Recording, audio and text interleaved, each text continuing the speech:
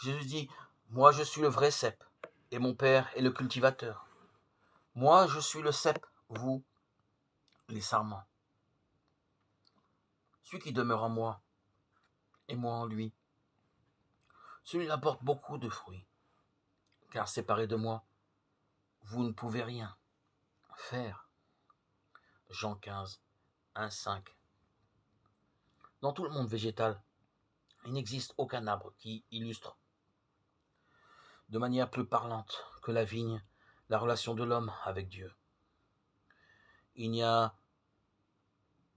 a aucun dont le fruit et le jus soient aussi vivifiants et stimulants.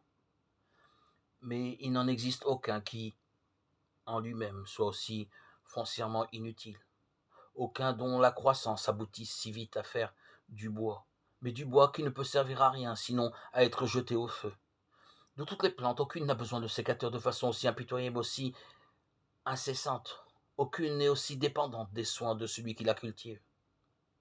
On comprend que Jésus ait pris cette image de la vigne pour nous enseigner en particulier une double et importante leçon. Lui-même se désigne comme le cep, le pied de vigne. Les croyants sont les sarments, autrement dit les branches. Il va de soi qu'une branche d'arbre n'est vivante et ne peut produire de fruits que si elle est rattachée au tronc qui la porte et si la sève circule en elle. Demeurez en moi, dit Jésus, le sarment rattaché au cep, et moi en vous, la sève circulant dans le sarment. C'est la première condition pour porter du fruit, car séparé de moi, vous ne pouvez rien faire, confirme le Seigneur à ses disciples. Deuxième condition,